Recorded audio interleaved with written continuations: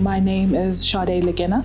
I'm the executive in charge of PR, comms, as well as marketing for Business Leadership South Africa. BLSA is essentially the face of big business in South Africa. We are a membership-based organization, and our members consist of some of the largest as well as the most influential companies and international investors in South Africa. Our purpose is to ensure that South Africa remains good for business and business is good for South Africa. I'm Olivier Sorrell, and I'm the executive responsible for strategy here at BLSA.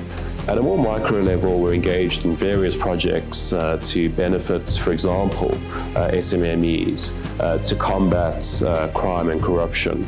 I'm Fisher Burgers. I'm the head of National Programs for Business Against Crime South Africa, the Division of Business Leadership South Africa, and I'm ultimately responsible for all crime prevention programs within Business Against Crime South Africa. There's two distinct functions of Business Against Crime South Africa, and that was defined in 1996 already. The first is to assist business to get their own house in order by implementing processes, systems, anything possible to prevent crime as far as possible within the business. And the second function is we're invited by government to assist government, especially law enforcement agencies, with the fight against crime by using expertise, systems, manpower, present within business, and to assist police with the fight against crime. Then we also make use of a lot of technology in that initiative that includes number plate recognition cameras, CCTV cameras, so that's also being monitored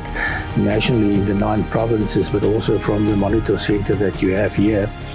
We are monitoring more than 7,000 number plate recognition cameras and about 3,500 CCTV cameras. And through this initiative, we're receiving about 40 million automated vehicle queries per day. That's then compared with the police's information. It generates alerts and receive about 2,500 alerts of stolen vehicles or hijacked vehicles driving around or vehicles being used in crimes. They're then purified and confirmed, and at the end of the day we share about 600 confirmed incidents with the police. It's not only vehicles, it also includes cash in transit, robberies, murders, hijackings, business robberies. That information is shared in time with the South African Police Service to act as soon as possible.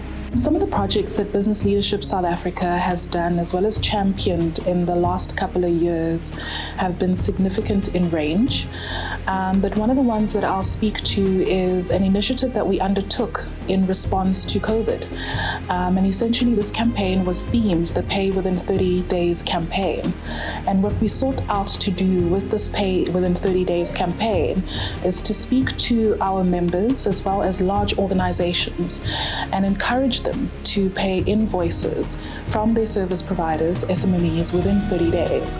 Because essentially what we realized, particularly throughout the COVID pandemic time, is that paying an invoice within 30 days was the difference between an SMME being in a position to survive or it not surviving and it potentially being liquidated.